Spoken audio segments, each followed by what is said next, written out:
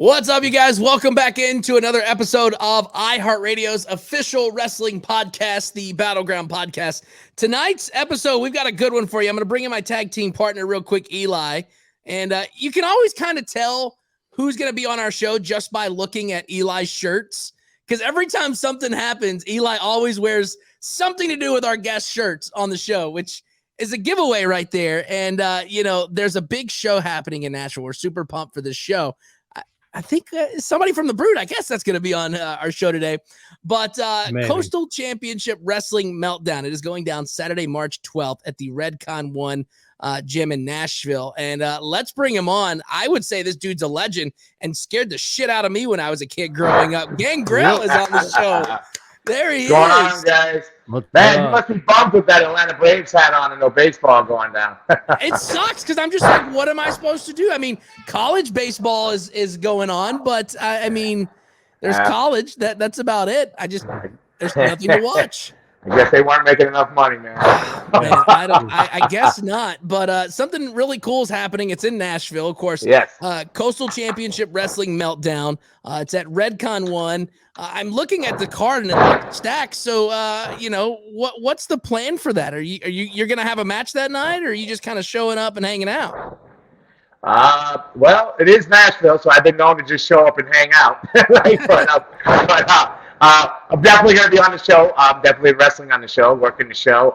Looking forward to it. I'm looking forward to the Redcon facility. It's always great to be a part of the CCW family, Coastal Championship Wrestling, as they expand their brand and product and whatnot. I'm just blessed to be a part of it. I was teetering around in my own world, and some things came crashing down, and they swooped in, and it's been a good match and a good fit ever since. And I'm looking forward to expanding it. They've been in Nashville. They've run a few shows in Nashville already. But this is their first show at the Redcon gym. Is it called Redcon 1 there, or is it just Redcon? Yeah, it's Redcon 1, and that's what I was going to say. This the first show that they're going to be, first wrestling show.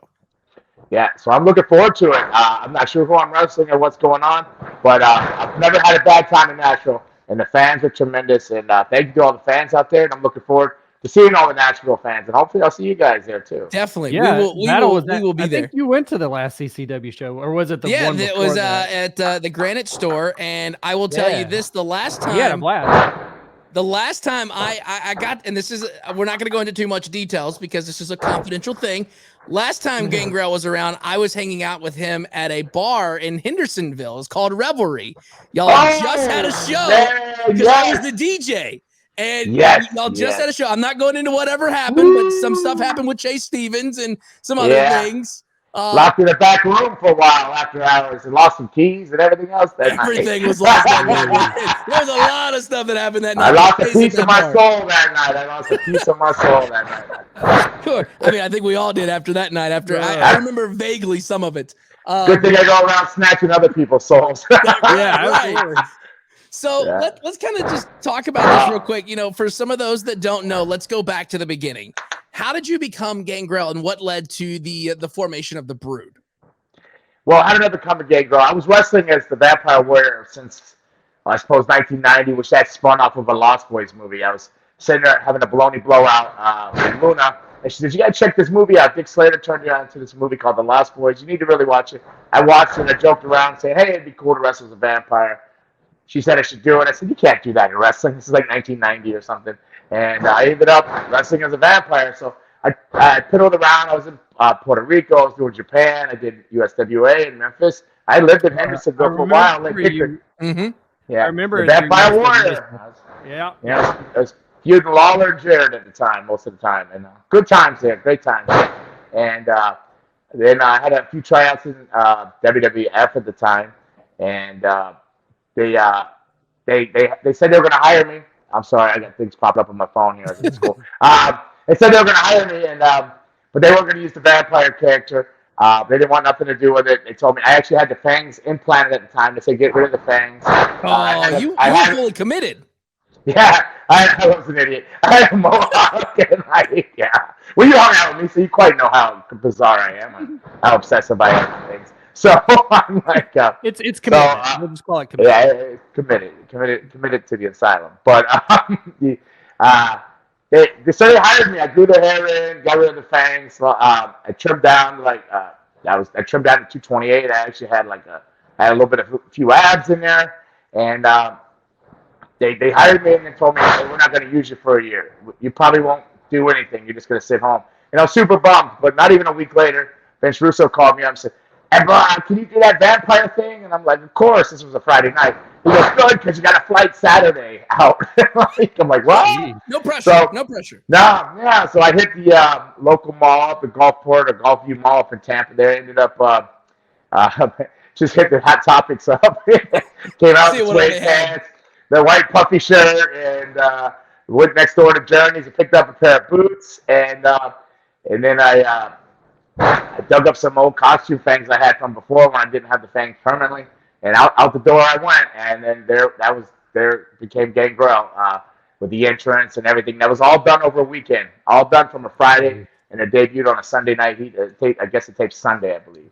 And that was a hell of a thing. I mean, that weekend turned into a hell of a run as, a stable. It was awesome. I pitched the Brood thing a lot. Not to name the Brood or anything, but because of the Lost Boys movie, I kept saying, we're like cool Freebirds, man. But we're vampires. I said, not that the Freebirds weren't cool because they were my favorite six, man. I love the Freebirds. But I was just saying, it didn't matter. It doesn't matter if you win or you lose every night.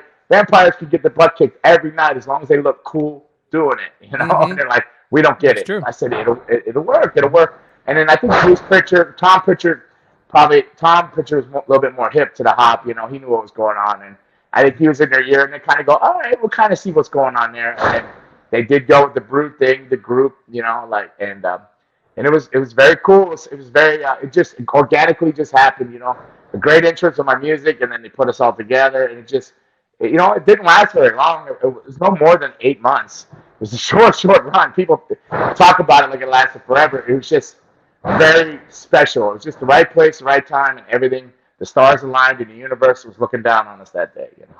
For sure. Yeah, and most lightning strikes don't hang around forever. You know what I mean? They're in and out. So yeah. Well, they had plans for Edge, so that was one of the reasons is the Brood thing got so popular so fast. Not to cut you off there, I'm sorry.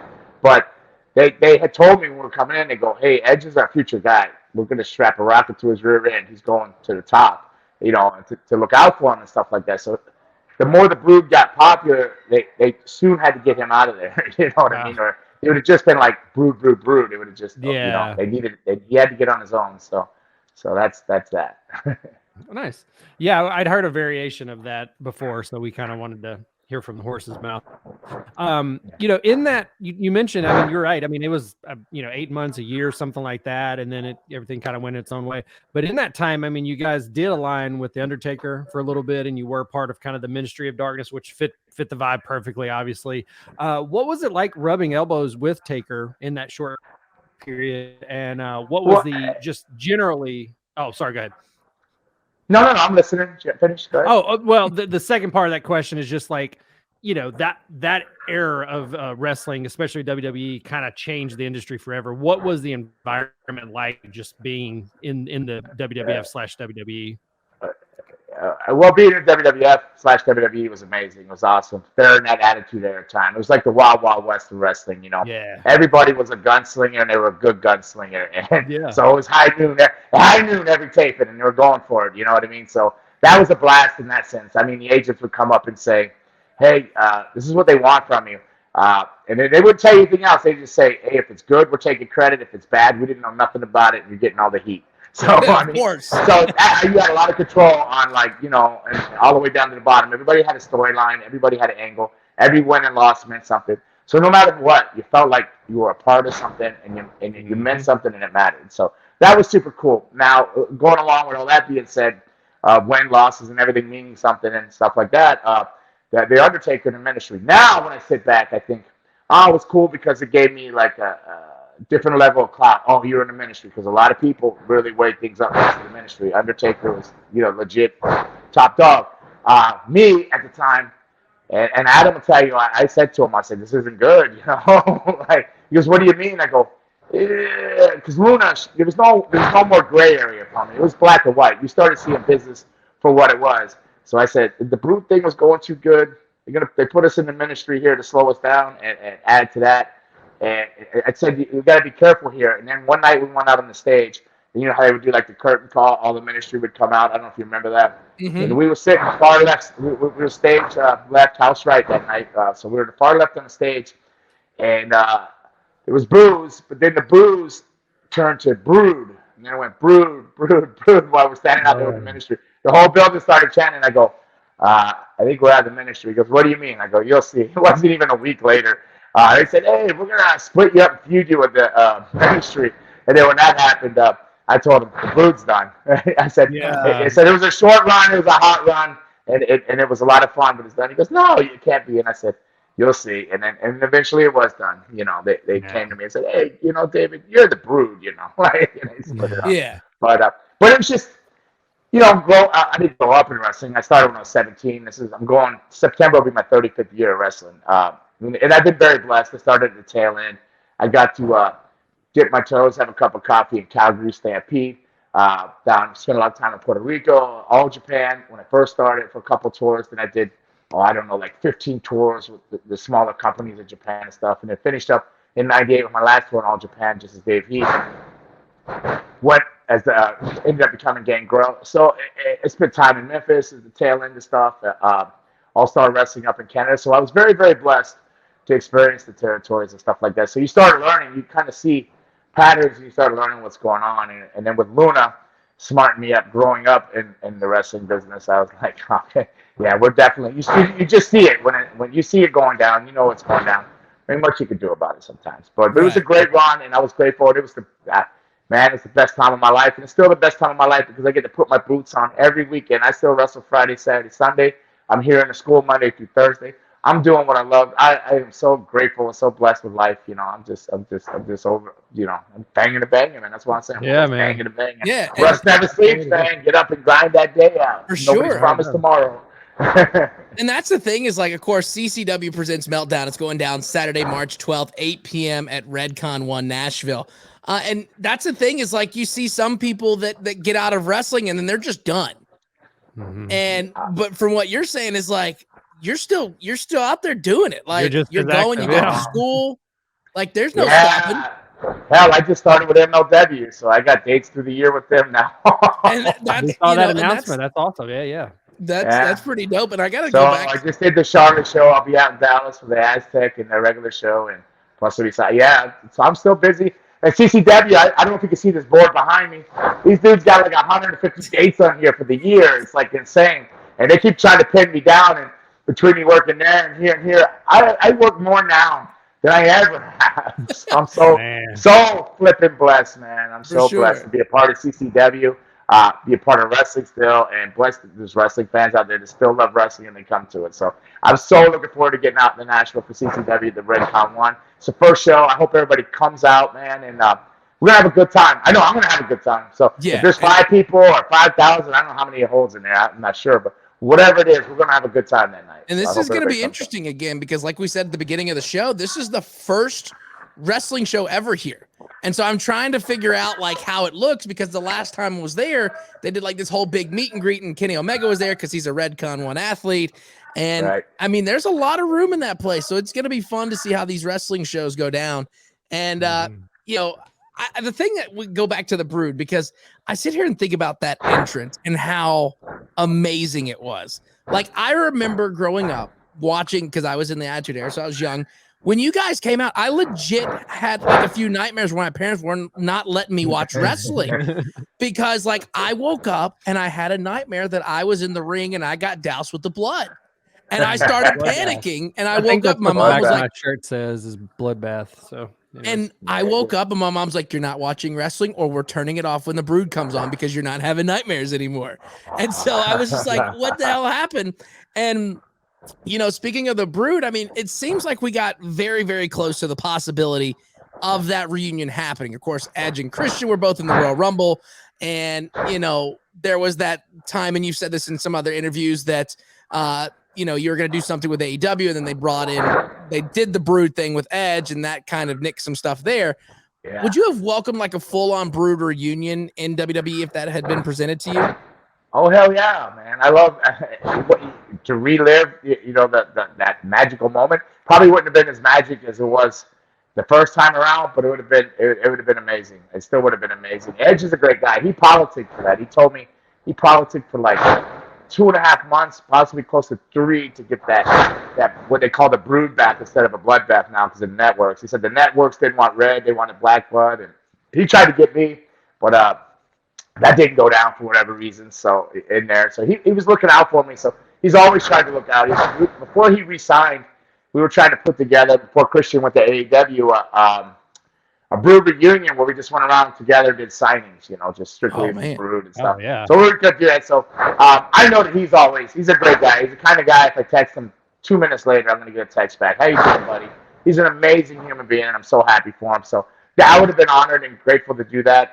It would have been cool to be able to do my entrance, but I know Edge and from his heart what he was doing with all that. So that was amazing too. And hell, I have a little podcast now, so that helped push my thing. I had just started it, so it pushed my numbers into where it's making money and doing cool things too. So it was all good. So yeah, man. Yeah, that would have been great, but I was good with where things went down too. I was cool with it. Yeah.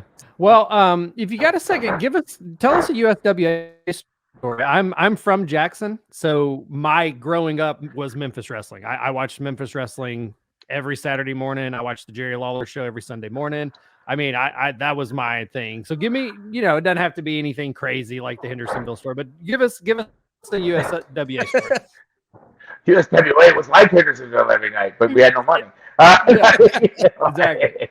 $40 a night. I know one time, Luna and myself, we had to pawn a spare tire just to get gas to make it to the town to get enough money to get the tire back. There's more gas, but and we had money. She was actually in WWF, I believe, at the time, but I just refused to take any money from her, so it was me that pawned it. But I love USWA. When I first moved down there, I went in, and they had me.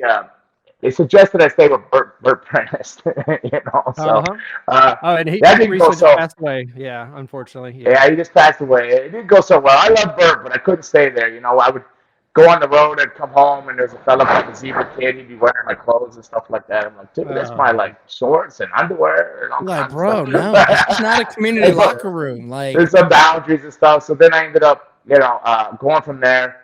Because you made $40 a night, every town was $40 a night except for Mid-South Coliseum. And then I was blessed enough that I was getting into a program at Lawler. So then after the first month, I was working Lawler in the Coliseum. So I started making enough money. I was actually, after I moved out from Berks, I was actually sleeping in my car and showering in the hotel, not the hotel, but the school, where we wrestle at the buildings and stuff, and the gyms.